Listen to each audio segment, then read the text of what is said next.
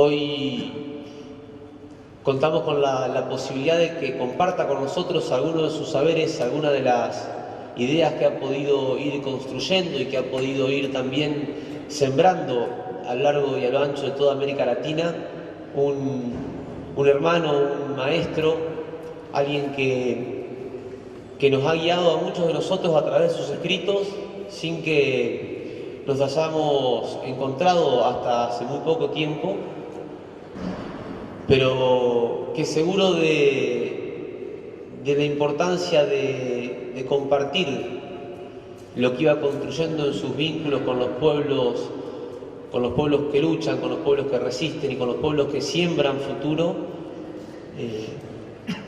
Nosotros entendemos que como otro coterráneo de él, que hace poco también nos ha dejado físicamente, sabía que estaba escribiendo para nosotros aunque no nos conociera.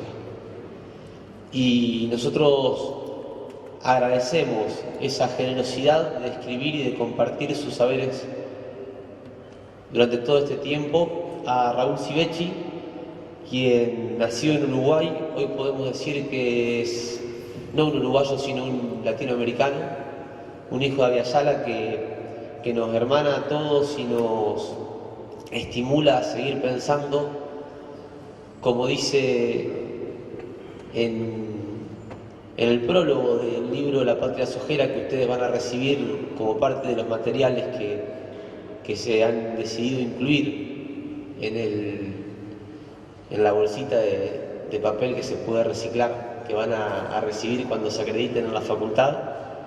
La Patria Sojera es un libro que se construyó colectivamente a partir de una iniciativa de Diana Melón, que esta tarde lo va a estar presentando. Tiene el prólogo de Raúl. Y Raúl en ese prólogo dice en algún momento que, aunque a veces parezca que lo que hacemos es poco, aunque a veces parezca que lo que hacemos no alcanza, nunca es poco.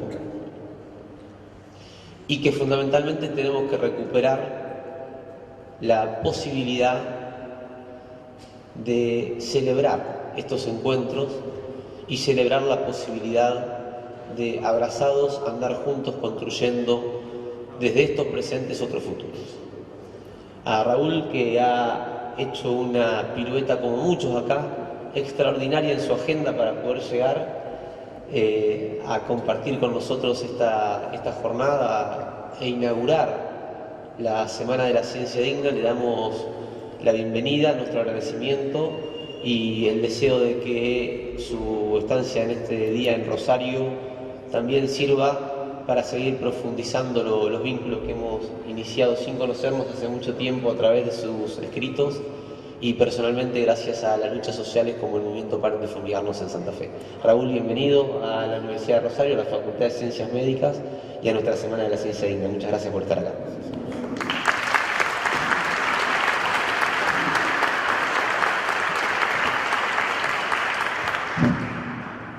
Buenos días a todas y a todos. Es un honor para mí estar aquí.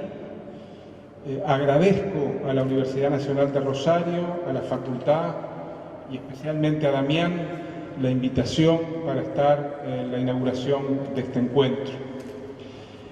Lo segundo que quiero decir es recordar a una querida compañera que hace unos días se nos fue, Norma Giarraca, que en una suerte de diálogo de vida con Andrés Carrasco fue una persona socióloga que durante toda su vida combinó ese riguroso estudio académico con su compromiso con los movimientos sociales. Ella estaba más volcada a los movimientos campesinos, a los movimientos rurales, y jugó un papel realmente importante en la investigación y en la creación de un espacio de investigación sobre los movimientos en el Instituto Gino Germani. Y me parece que no es casualidad que dos personas recordamos aquí hayan estado tan estrechamente vinculados a los movimientos. Me gusta recordar a Norma en sus rondas, en sus idas, sobre todo al norte, y en su participación de intercambio de saberes con los movimientos, Y me gusta recordar a Andrés que una de sus últimas actividades fue participar en la escuelita zapatista en Chiapas. De modo que de alguna manera Norma y Andrés van a estar presentes en este encuentro. Bien, voy a empezar con una cita. No es lo mejor, pero voy a empezar con una cita. Y voy a empezar con una cita sobre la peste negra. Primero porque la peste negra fue un hecho muy importante en la historia de la humanidad.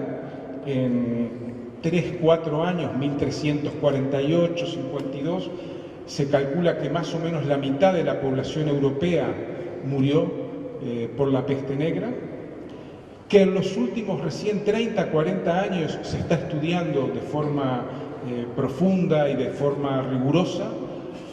Yo me gusta decirle a la gente que en la época de Marx, ¿verdad?, o de los fundadores del socialismo, o de Bakunin, respetando las diversas sensibilidades, había una vaga de la peste negra, pero no había estudios rigurosos.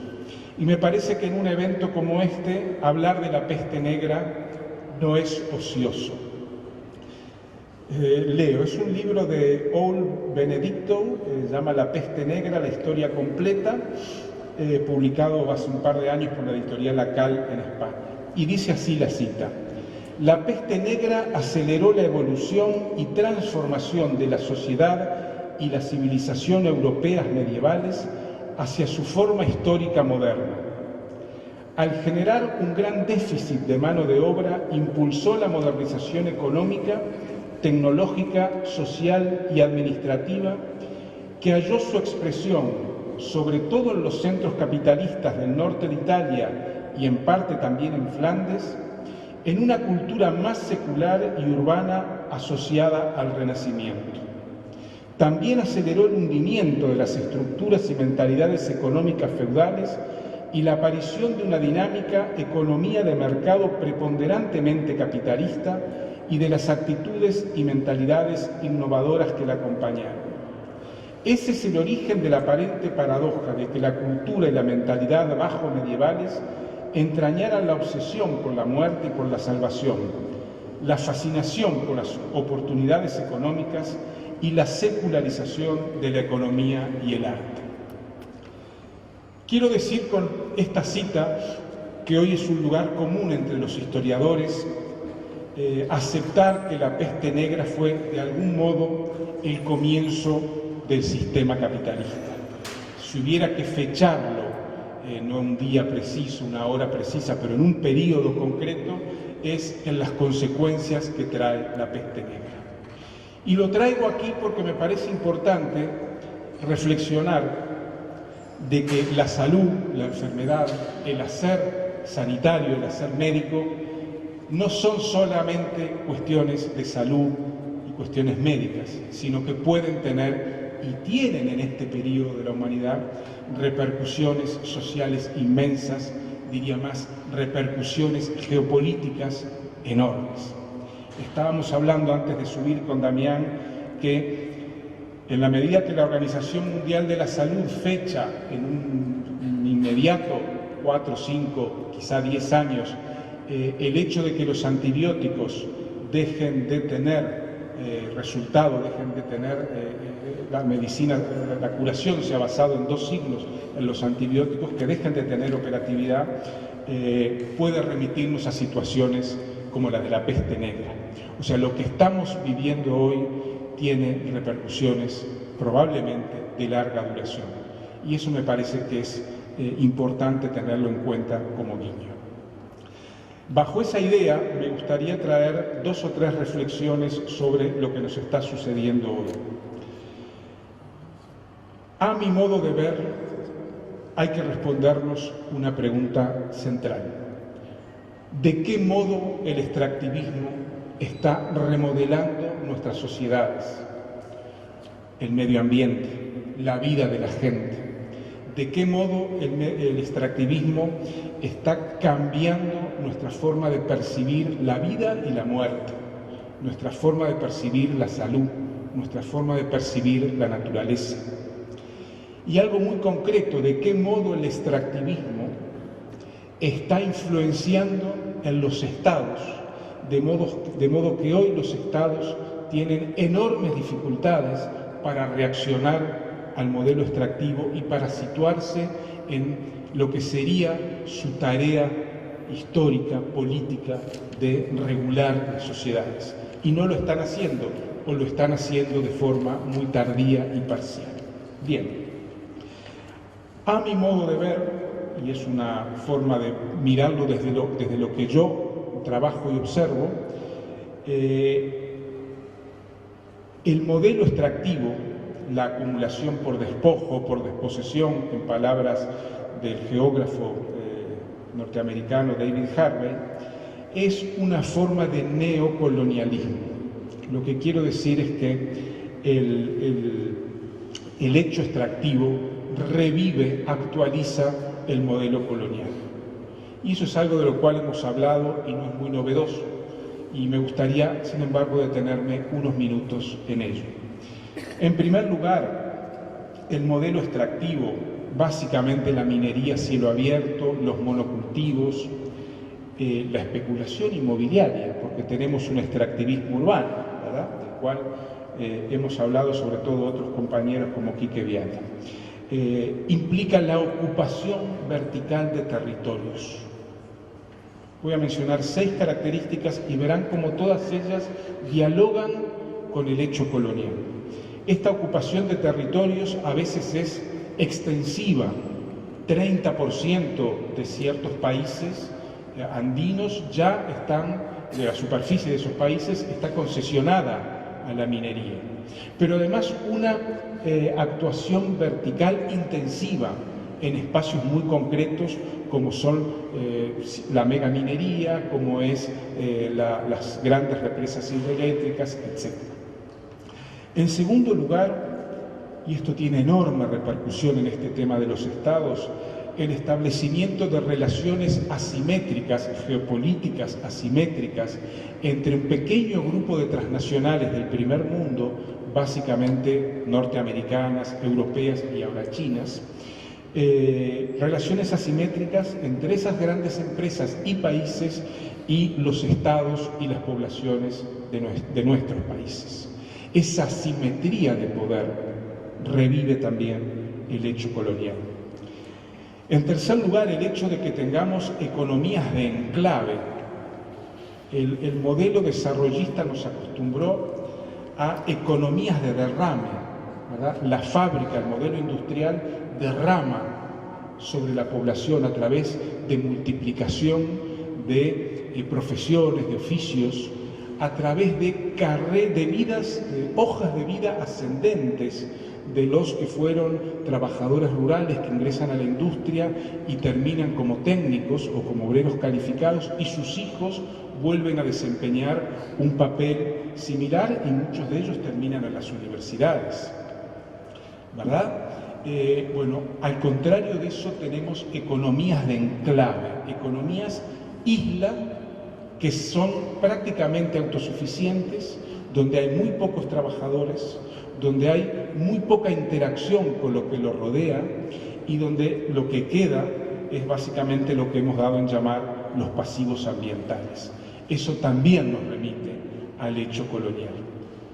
En cuarto lugar, y esto está estudiado entre otras por Norma y por Maristela Svampa y otras personas, Mirta Antonelli, cómo las grandes empresas ojeras, mineras, etcétera, tienen capacidad para vulnerar la legislación nacional y la soberanía nacional, forzar a remodelar las legislaciones, las disposiciones legales, de modo de que hacen intervenciones tan potentes, tan fuertes, tan corruptoras, que terminan por hacer que la legislación se adapte a sus necesidades, cuando históricamente, por lo menos en el periodo desarrollista, era al revés, eran las empresas que se adaptaban a las legislaciones locales. Ahora sucede algo totalmente opuesto que también nos remite al hecho colonial. En quinto lugar, el extractivismo desconoce a las poblaciones, desconoce el medio ambiente, desconoce la salud humana y natural. generando un gravísimo problema de agua, generando situaciones de escasez de agua por contaminación o por consumo abusivo del agua, rompen los ciclos biológicos, se produce la desterritorialización de poblaciones enteras y más, y tan grave como eso, desintegración social. De modo que después de un tiempo de intervención en estos espacios, en estos territorios, las comunidades locales pierden la capacidad de resistir o su capacidad de resistencia se reduce al mínimo. Recuerdo que estuvimos en un encuentro en abril en Santa Fe de la campaña Paren de Fumigarnos, donde nos conocimos con Damián, donde una maestra de un pueblo de aquí de la provincia, El Hortondo, con lágrimas en los ojos, durante todo el encuentro, relataba la dificultad para dialogar lo que estaba sucediendo ante sus ojos. Creo que hubo un campamento sanitario en El Hortondo y es esta multiplicación de enfermedades, ¿verdad? 4, 5, 6 veces más que la media nacional, de leucemia, de diversos cánceres, de aborto. Ustedes conocen mucho mejor que yo esa situación. Entonces, no solo la agresión es brutal, sino que la desintegración del tejido social que producen estas intervenciones dificulta enormemente la reacción social, ¿verdad? Porque la directora donde ella trabaja pues, es esposa de un señor que cultiva, o porque la autoridad o el otro tienen vínculos y además del natural, lógico, aunque no defendible, temor de los seres humanos, ¿verdad? Entonces aquí tenemos una cantidad de intervenciones tan potentes, tan disgregadoras, con tanta capacidad de disolver sociedad, que oponerse a ellas es extremadamente difícil. Y en sexto y último lugar, el extractivismo ha sido definido como un actor social total, no solo un actor económico, no solo un actor político, sino un actor que además llega al territorio implementando sus propias políticas sociales. Y entonces le da tal cosa poquitas, ¿no? A la escuela, al secundario, al otro, y interviene, ¿verdad? No solo destruye, sino que intenta reconstruir tejido en base a la adhesión incondicional, ¿verdad? Por lo menos que no haya denuncia a los poderes que ellas mismas instituyen. De modo que el extractivismo está promoviendo una reestructuración completa de las sociedades y de los estados, estructural y subjetiva, ¿verdad?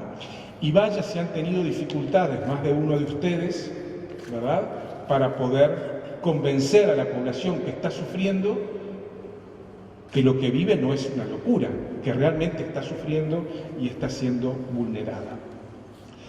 Por todo esto creo que hoy tenemos una actualización del hecho colonial. Pero quisiera además agregar dos cosillas particulares de nuestros estados de América Latina. En primer lugar, para los pueblos, o dicho mejor de otro modo, para el modelo extractivo, los pueblos son un obstáculo. Y esto me parece que es importante pensarlo a fondo.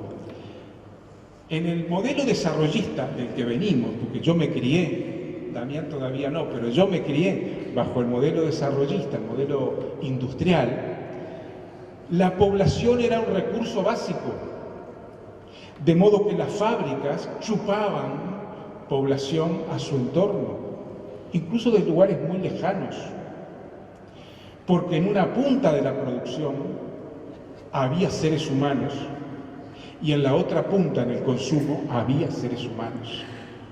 La industria textil, la frigorífica, etcétera, etcétera, que fueron las primeras en nuestros países, necesitaban trabajadores, trabajadoras y consumidores. Hoy en día ninguna de las dos cosas son necesarias. Muy poquitas personas trabajan en la minería a cielo abierto. Habría que ir a Chile y ver la mina de Chuquicamata, la mayor mina a cielo abierto del mundo.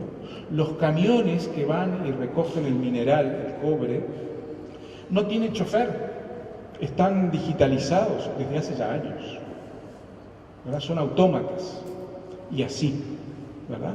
Y cuando hace falta trabajadores se los lleva en camión o en helicóptero. Están como en las plataformas petrolíferas, están unos días y se van, de modo que no es ni siquiera la vieja mina de Socavón, que por algo los mineros fueron un sujeto histórico, político importante en América Latina, que hicieron la revolución del 52 en Bolivia, entre muchas otras cosas.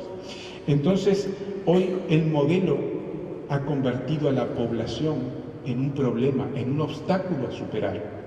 Por eso el zapatismo le llama a esto la Cuarta Guerra Mundial, que es una guerra contra los pueblos.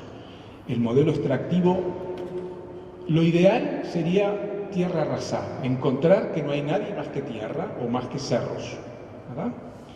Porque necesitan muy poquita gente. Y en segundo lugar, y aquí me parece que tenemos que ubicarnos como profesionales o como intelectuales o como ustedes quieran, como pensadores y pensadoras, en lo que es hoy el tercer mundo. David Harvey, que ha sido quien ha teorizado esto de la acumulación por desposesión o despojo, la acumulación por robo, hablando claro, reflexiona sobre que la principal forma de acumulación por despojo son las privatizaciones. Y eso es cierto, para el primer mundo y para las clases medias. Pero para los que están más abajo, para los habitantes de los pueblos, para los habitantes originarios que están cerca de la minería a cielo abierto, etc., es la violencia el principal método de acumulación, ¿verdad? Porque nosotros cuando pensamos en la acumulación por desposesión, en la soja, la minería, naturalmente yo soy habitante urbano, lo vemos desde nuestro lugar. Pero si hacemos al revés y nos ponemos en el lugar donde vive la maestra del Hortondo, que varios miembros de su familia ya murieron por cáncer y sus vecinos, vemos la realidad desde otro lugar. Es una agresión violenta permanente. Sobre esto voy a volver al final, que no va a ser dentro de mucho rato. Y lo que quiero decir con esta historia del tercer mundo es que nuestros estados, los estados de América Latina, por más democratización que hayamos tenido, son estados hechura colonial. Por supuesto, los estados andinos es donde es más claro, pero en mi país, donde hay un 10% de afrodescendientes negros, dicho con todo respeto porque es el nombre que se ponen los negros cuando se rebelan, poder negro, no digo negro en el sentido, y no me gusta edulcorar las palabras. En mi país, muy democrático, el Uruguay por cierto, 10% de población negra, no hay jueces negros, no hay diputados ni senadores negros, hubo en su momento un diputado negro. Hay muy poquitos médicos negros, muy poquitos, pero en la construcción y en el trabajo doméstico están sobre representados. 7 de cada 10 empleadas domésticas son negras, cuando son el 10% de la población y un 0,0 en las instituciones que tienen poder. Entonces, cuando digo que incluso en Uruguay, piensen ustedes en Argentina, por supuesto en Bolivia, en Brasil, etcétera, y el resto de América Latina, son estados de hechura colonial, en la cual la reactualización del hecho colonial que implica el extractivismo es algo así como llover sobre mojado, es una actualización de algo que no desapareció completamente, incluso en el Río de la Plata. Claro, cuando pensamos en Argentina pensamos en Buenos Aires, pero si pensamos en Misiones estamos hablando de otra cosa, ¿verdad? Cuando hablamos de hecho colonial. Entonces, hoy en día tenemos una situación realmente compleja que me gustaría brevemente llamar la atención. A veces echamos la culpa al Estado o a las autoridades estatales de que no cumplen con su deber. Y está bien hacerlo, y yo lo hago y todos lo hacemos. Pero además tenemos que comprender, con Aníbal Quijano, sociólogo peruano, que estructuralmente nuestros países, aún la Argentina, aún el Uruguay, tienen dificultades por el hecho colonial y por el extractivismo para que esos estados estén a la altura de lo que son, de lo que es necesario que sean. Perdón.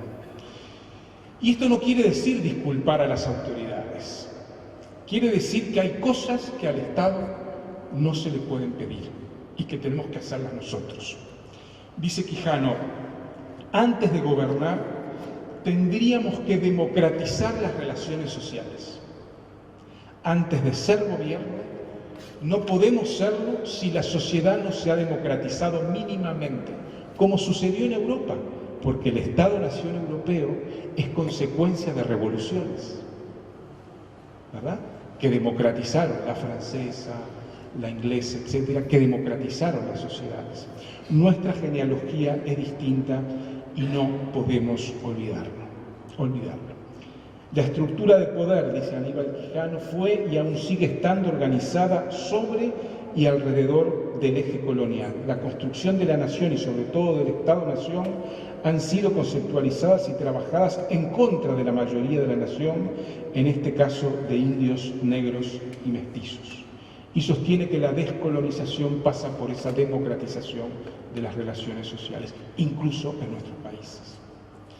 Entonces me parece que no voy a entrar en el debate, que sería de siglos, sobre qué hacer con el Estado, si presentarte o no presentarte, si intentar gobernarlo o no. No voy a entrar en ese debate. Entiendo que hay diferentes posiciones en nuestras sociedades y en los movimientos sociales, pero en todo caso, aunque ingresemos, creo que tenemos que tener claro que hay cosas que hoy los Estados no están dispuestos a hacer.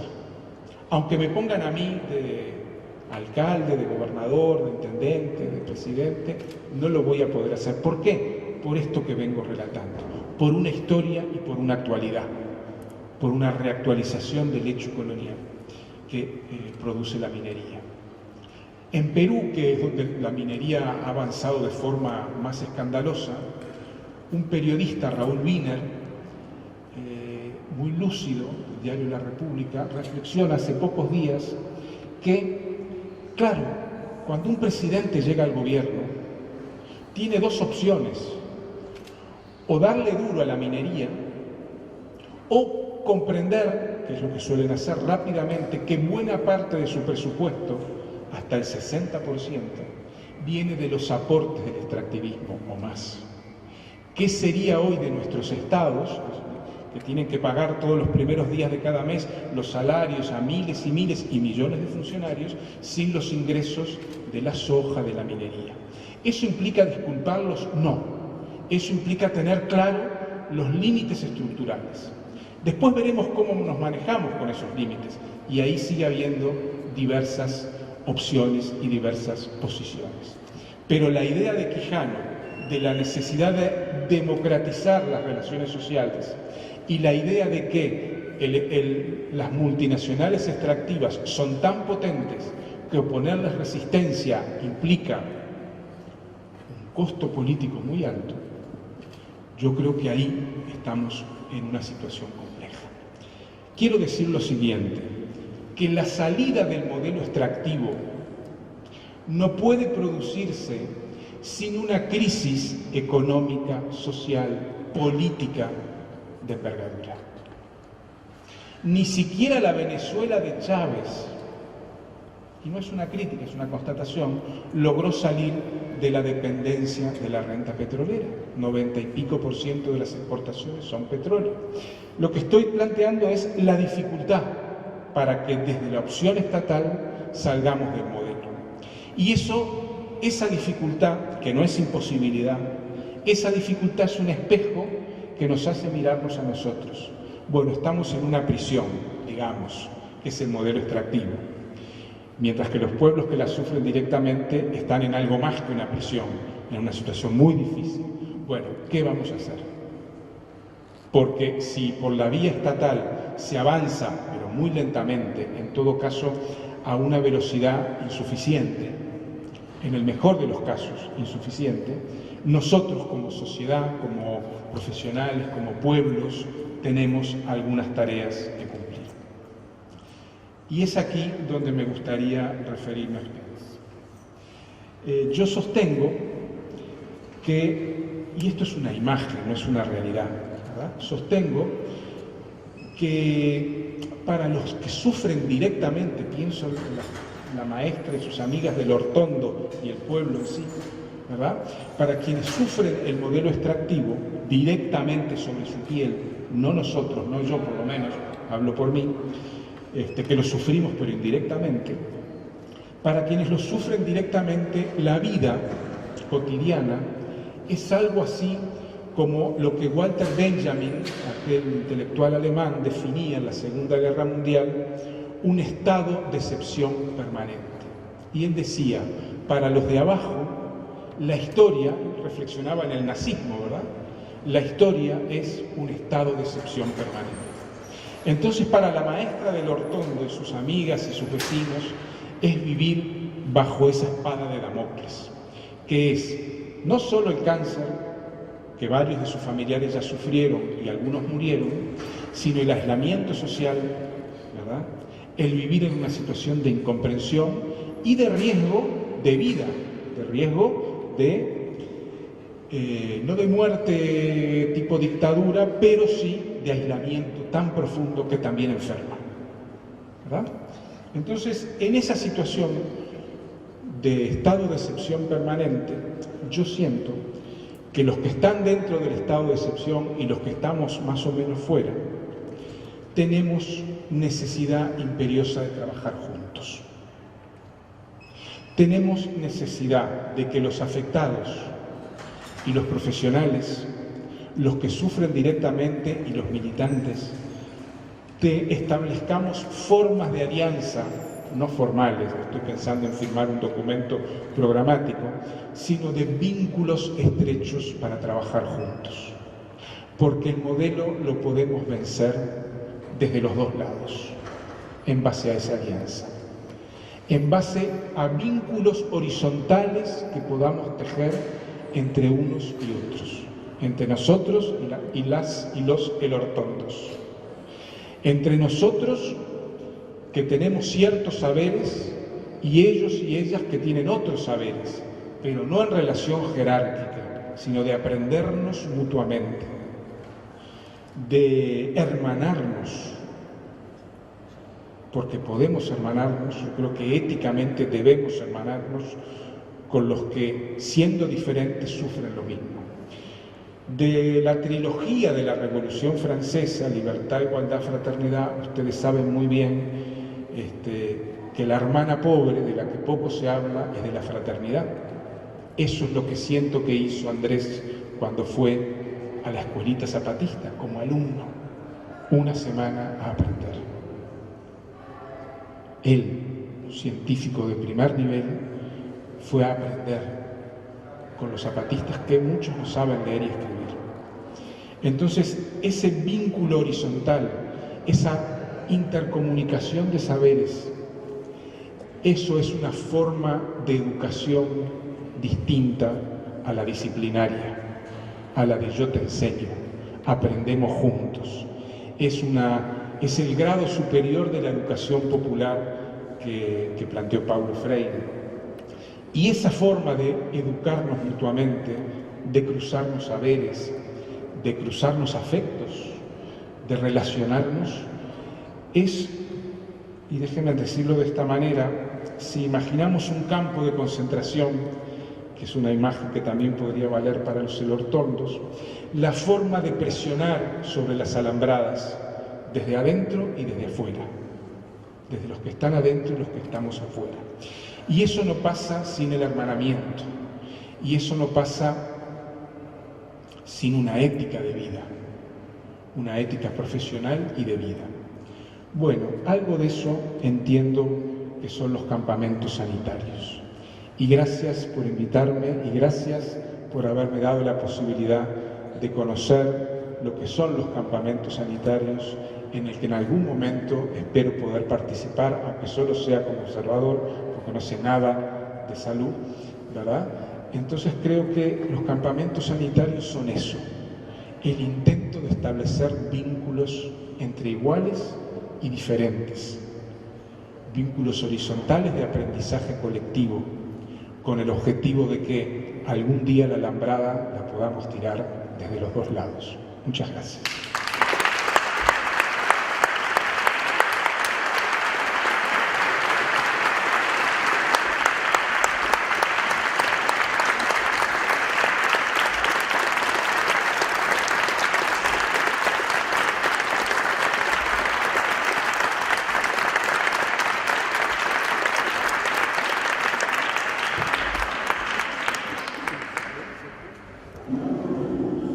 Bueno, muchas gracias, Raúl.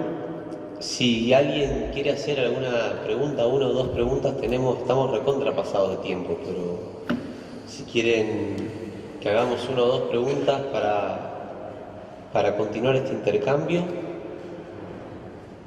Sí. Para que vamos a dar un micrófono.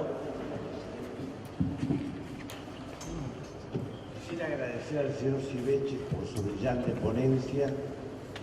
Cuando lo estaba viendo, no solamente me impactó su ética, sino su estética, porque por un momento determinado tuve la impresión de que la ilusión de seguir estar escuchándolo a su compatriota Eduardo Galeano, nada más que eso.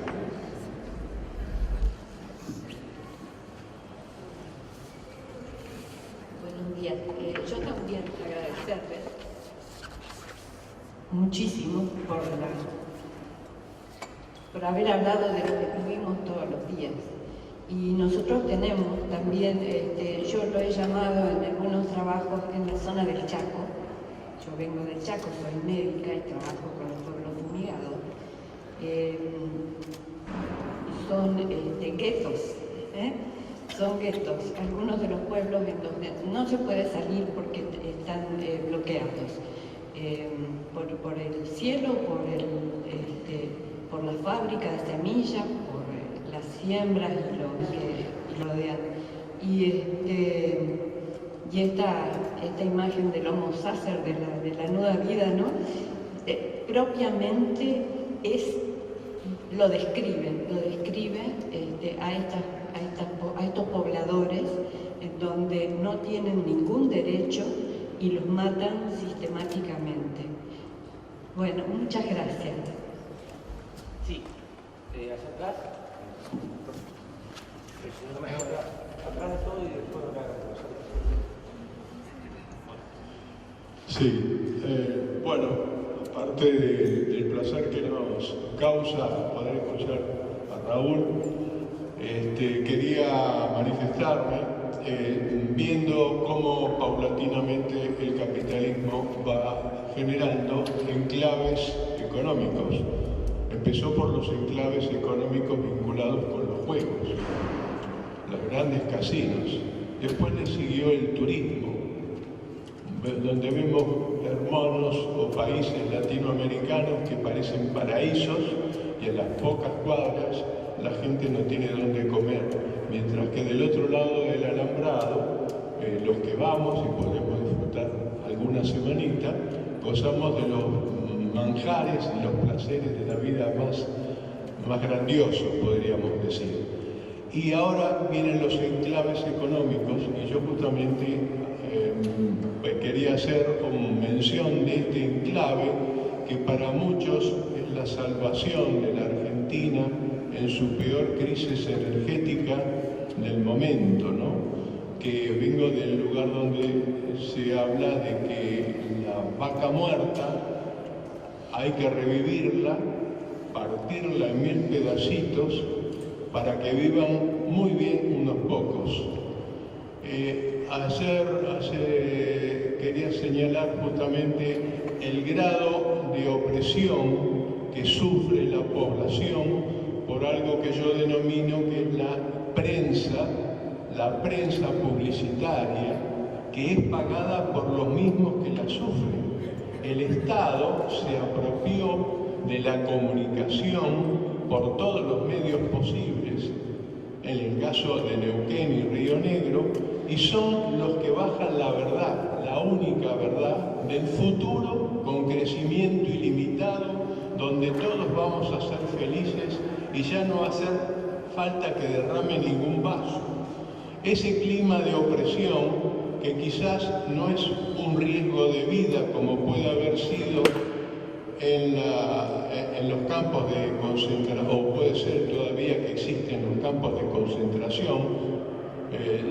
Yo hablaba de podían haber sido, recordemos que en Latinoamérica está Guantánamo y otros Guantánamos que no vemos. Al nivel de las ciudades capitales, todo es placer. Florecen los shopping, los hoteles 5 estrellas, las camionetas, yo les llamo 8x8, porque más grandes no pueden ser, las rutas atestadas de vehículos, y en las comunidades chicas, en el desierto, donde hay medio habitante por kilómetro cuadrado, ese medio habitante, generalmente campesino pobre o mapuche, por decir una etnia, pues puede ser también tehuelche mapuche. Cualquiera que haya estado ahí, lo que se ve cotidianamente es la violencia. No solamente la violencia física por las patotas o las patotas oficiales, llámense policía, que están al servicio del dueño del gobierno de turno, sino mientras están defendiendo el territorio, para hacerlo gráfico, los están fumigando. Quique, sería bueno que pudiéramos, hay otro compañero que ha pedido la palabra, que pudiéramos hacerla circular. Bueno, disculpen la extensión del discurso, pero quería hacerles mención de esta zona que es vivida como la que nos va a salvar a todos los argentinos, que es la zona, ya ni siquiera se llama Neuquén, se llama Vaca Muerta.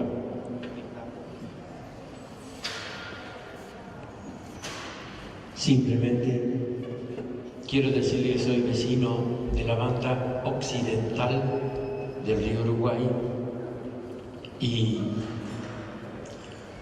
los de la banda oriental y occidental tenemos deudas pendientes para solucionar algunos conflictos y parte de lo que usted ha dicho va por la línea de entendernos fraternalmente para cualquier cuestión que se plantee fruto del extractivismo o de cualquier otro neocolonialismo existente. Muchísimas gracias por lo que acabamos de escuchar.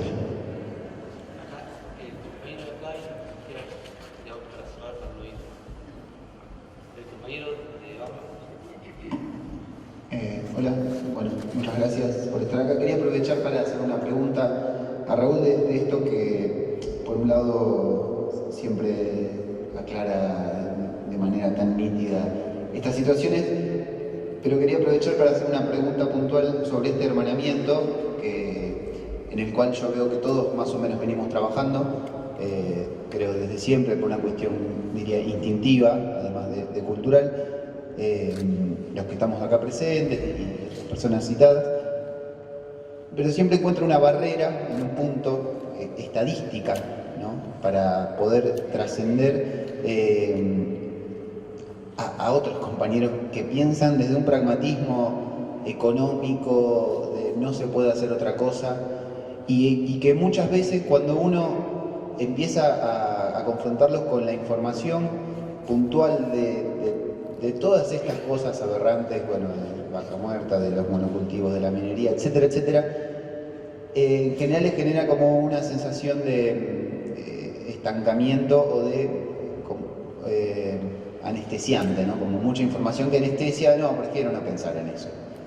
Como, aprovechando tu presencia acá, como quería preguntarte, ¿qué se te ocurre, qué estrategias comunicacionales, también con la experiencia de los zapatistas, todo, se pone a hacer para atravesar esa barrera, más allá de los que estamos acá, que más o menos creo que estamos todos en esta línea de pensar la comunicación horizontal y el encuentro? ¿Hay alguien más? Sí, mi pregunta tiene que ver con la imagen que dio recién, con el alambrado, con las víctimas por un lado y con los que no creemos que somos víctimas. O sea, tengo la impresión de que estamos dividiendo cuando realmente estamos todos bajo el mismo peligro, de una u otra forma. Bien, muy breve. Primero agradecerles las preguntas y consideraciones. Yo cuando hablo del campo, a ver, sí estamos todos en el mismo, todos los que no son el 1%, ¿no? Porque yo creo que además hay un problema. El 1%, por primera vez en la historia de la humanidad, hizo un clic afectivo con el resto de la humanidad. O sea, el 1% está pensando en Marte, en Venus, en otros planetas, en la Luna, cuando esto colapse. No están pensando en cómo salvar esto. O sea, eso es otro problema. Pero yo sí creo que dentro de lo que es nuestra sociedad, todos somos afectados. El otro día me enteré que Víctor de Genaro se hizo un análisis de sangre y tenía glifosato y nunca vivió en el campo, ¿verdad? Sí hay afectados, digamos, directos o directísimos, que son los que están ahí, y otros, porque además hay clases, ¿verdad? Además hay clases. Yo creo que está bien pensar en términos de clases. Y otros que tenemos algunas posibilidades mayores de zafar. ¿Me explico? Y los que tenemos mayores posibilidades de zafar, me incluyo, tenemos un doble deber ético, ¿verdad? Eso simplemente no es que estemos unos afectados o víctimas y otros no. Todos somos víctimas, pero en diferente grado y de diferente manera. Por eso esa imagen del alambrado, que puede ser compartible o no. Yo siempre que hablo de esto, del alambrado, del campo, estaba Carlos Vicente hace como 2 o 3 años en Buenos Aires y hablé de esto. Claro, porque es medio deprimente, ¿verdad? Pero creo que es bueno mirar las cosas de frente. Y porque la señora hablaba de Agamben, Giorgio Agamben, que lo recomiendo, un filósofo heredero de Foucault, discípulo de Foucault. Pero también es necesario pensar otra cosita, que la reactualización del hecho colonial que implica el extractivismo supone un cambio, y yo me dedico a esto, ustedes son médicos, pero también creo que se dedican a esto, un cambio en nuestros paradigmas emancipatorios. O sea, yo me formé en Marx, no se lo voy a ocultar a nadie, ¿verdad? Y todavía tengo a Marx en mi mochila, aunque a veces me pesa un poco, ¿no? Pero lo tengo y lo llevo a gusto. Pero, son saberes que han sido creados geopolíticamente en una parte del mundo, válidos, pero que no necesariamente son aplicables en la villa o en la favela, donde sí hay otras genealogías de pensamiento emancipatorio, el quilombo, ¿verdad?, la minga, etc. No hay un pensamiento emancipatorio. Yo 40 años pensé así, que había un pensamiento emancipatorio. Ahora me veo que hoy es vital revivir o traer a Fanon. Sin Fanon es difícil pensar esto, como el extractivismo. Y por alguna razón Fanon se está leyendo mucho en las universidades, porque Fanon habla de el colonialismo, es rebelarte con el cuchillo al cuello. Eso dice Fanon y repite Sartre en el prólogo de Los Condenados de la Tierra. Y la maestra del Hortondo vive con el cuchillo al cuello, un cuchillo virtual, ¿verdad? Pero Fanon dividía el mundo entre la zona del ser, donde se vive de una manera y la violencia es excepcional, y la zona del no ser, donde la violencia es el modo normal de dominación. Entonces tenemos que traer a Fanon y a otros muchos, y a Zumbi de Palmares, no sé si hay algún brasileño, creo aquí, que es una genealogía de rebeldía distinta, o a la aymara, quechua, ¿verdad?, que es otra genealogía, y en donde la revuelta de Tupac Amaru y Tupac Katari son la comuna de París, por decirlo bien colonialmente, de los aymaras, ¿verdad?, y de los quechuas. Entonces tenemos que mover, sacudir un poco esa cuestión. Y por último, lo que tú preguntabas, Yo creo que no hay estrategias comunicacionales. Yo creo que los que se comprometen hasta el final son una minoría. Y ojo, que hay un concepto de militancia que en los últimos años ha sido un poco pervertido por la propia consecuencia del extractivismo. Yo me crié militantemente, militar era dar la vida por algo. Lo más seguro es que si no perdías la vida, perdías estatus económico, o amigos, o familia, porque te echaban de tu casa, o lo que fuera, o tenías que irte del país.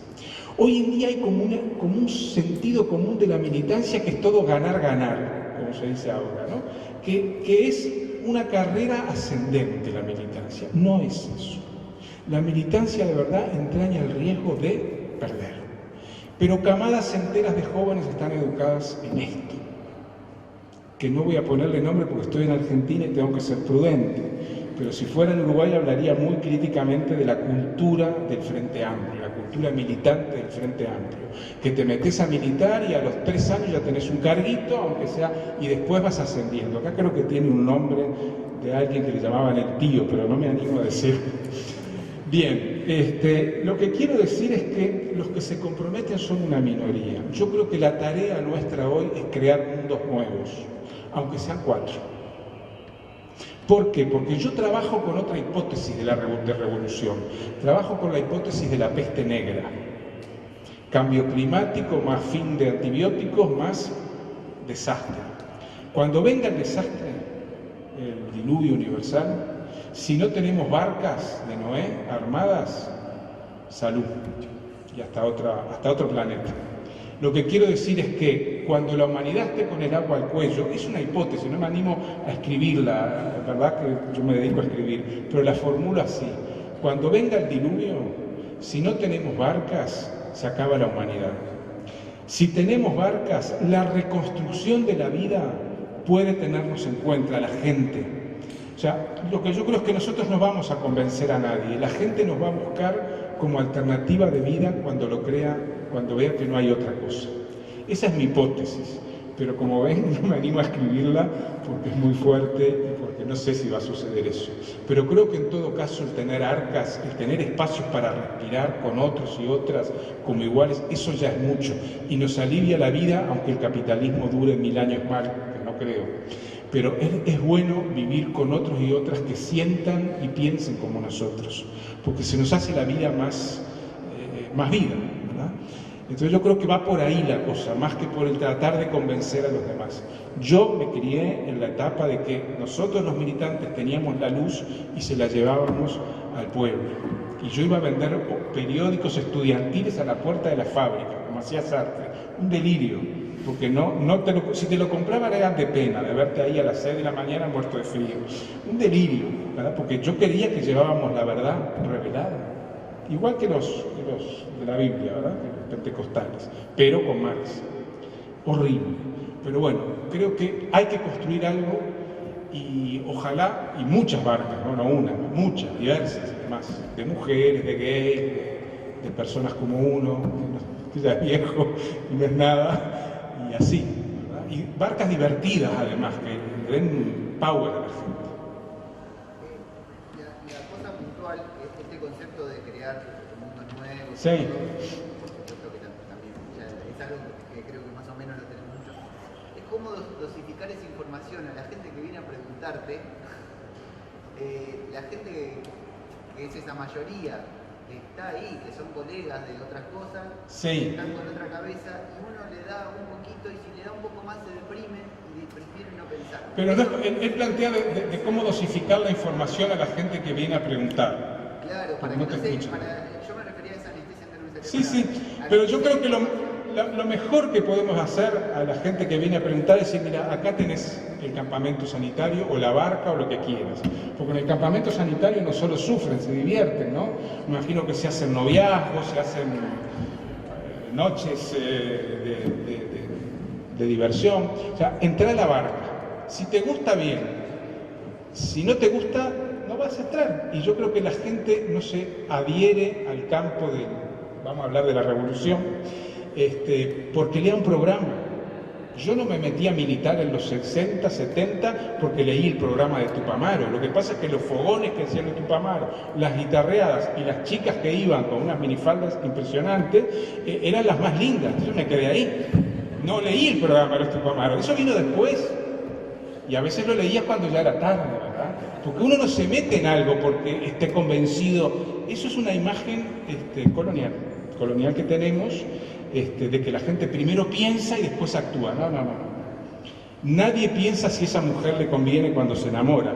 O una mujer, si el tipo le conviene. Si lo pensara, no se enamoraría. Diría, chao, este tipo no me conviene porque le gusta a todas, porque las mira a todas. No, sobre todo las mujeres, ¿verdad? Que son las que más sufren con nosotros. Entonces yo creo que es necesario crear cosas potentes. Fanon lo decía muy claro. Fanon tiene un libro que se llama Piel negra, máscaras blancas. Y él se preguntaba, ¿por qué el negro quiere una mujer rubia? ¿Por qué el negro quiere ser blanco? Pero es la misma pregunta que nos tendríamos que hacer. ¿Por qué los revolucionarios, cuando toman el poder, quieren vivir? ¿Por qué los sandinistas terminaron viviendo como somocistas? ¿Qué es la historia de las revoluciones? ¿Por qué?